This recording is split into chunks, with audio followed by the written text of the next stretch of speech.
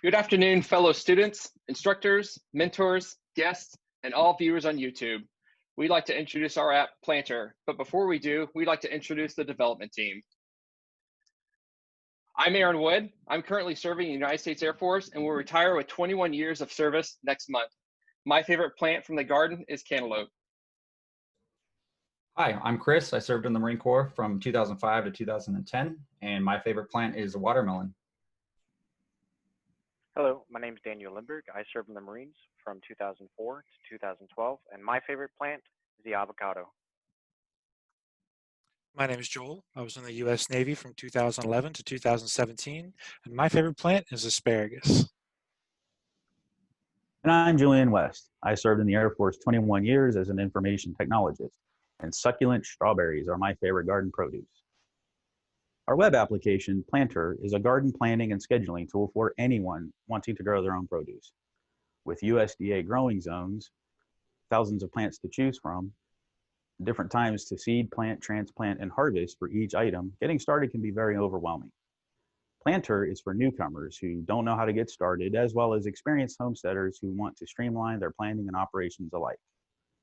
A zip code is the only information Planter needs to do the work for you by presenting the most common items from 90 curated plants that will grow in your area in the current growing season.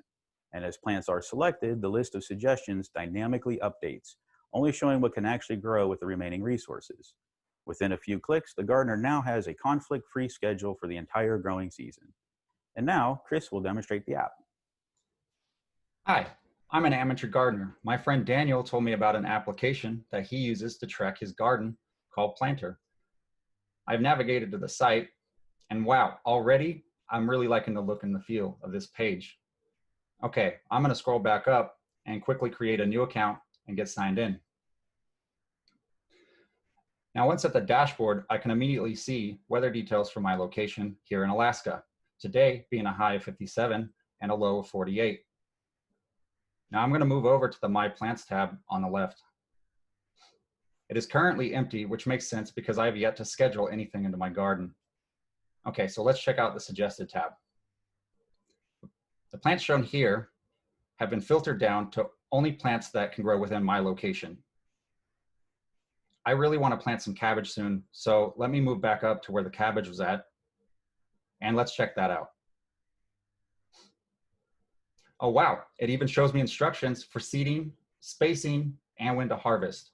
This is perfect for me since I'm completely new to growing my own food. Since cabbage is what I want to plant, I definitely want to schedule this into my calendar. Let's check out the small plus sign beside the plant name at the top.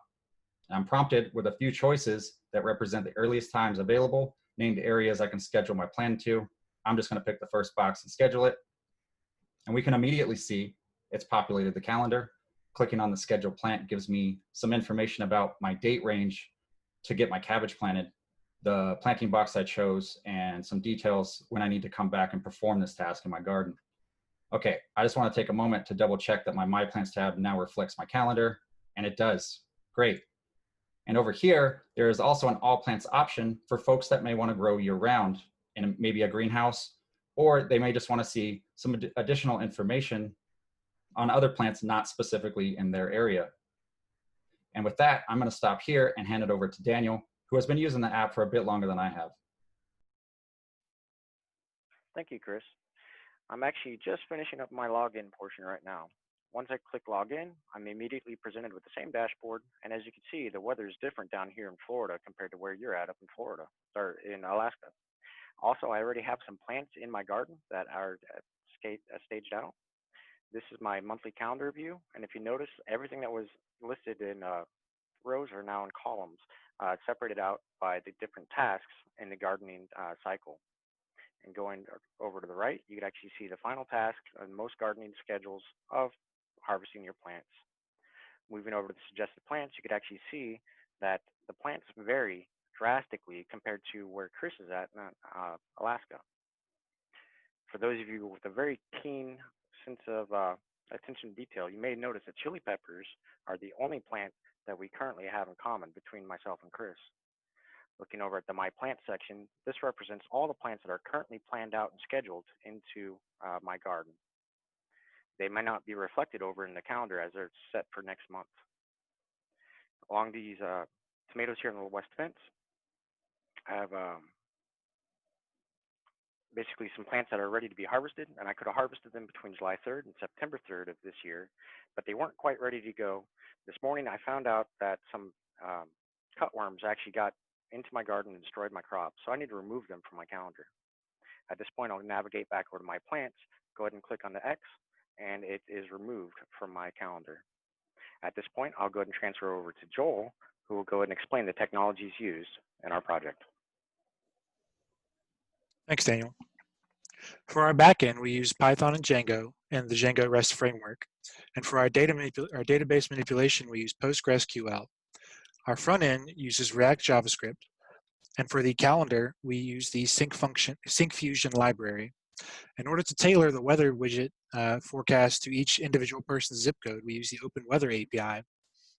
And all of our styling was done with React Bootstrap. We had to pull all of our information off of garden8.com. Now I'm going to talk about some of the challenges that faced us during this project. The biggest one being working remotely. Due to COVID-19 and everyone working remotely and having to maintain social distancing, it became difficult sometimes to make sure everyone was on the same page regarding the app status. And this was something we overcame using Slack's group call function to stay in touch. And from that kind of arose another challenge, was our vision for the app. We have a lot of people on the team, and everyone had their own idea on how we wanted to start the app. So we had to have a team meeting to get together and unify our vision for the app.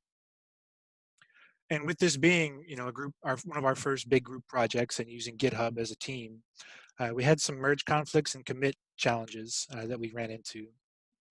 So we had to implement a 2-person review system to mitigate erroneous changes from any merge conflicts. And then lastly was data sourcing was one of our challenges. It was difficult to find a database online that contained the right plant information and thorough care instruction that we specifically wanted. So we had to write a scraper, and we went to garden8.com is where we pulled our information to seed our database. Now I'm going to hand it off over to Aaron, who's going to talk about the stretch goals for this project. For the stretch goals of our app, we had a vision to integrate weather beyond a simple forecast to actually get details on when the last frost date was for a zip code. Planting dates could then be dynamically changed for a particular user in their area. Also, allowing an expandable garden beyond 4 plots would give a user the ability to expand their garden. These goals would have been met with another few days of development time. For longer term goals, we would have loved to implement a mobile-friendly design. To tie with that, alerts through SMS or even email are possibilities. So that's Planter. At this time, we'd like to answer any questions y'all have for the development team.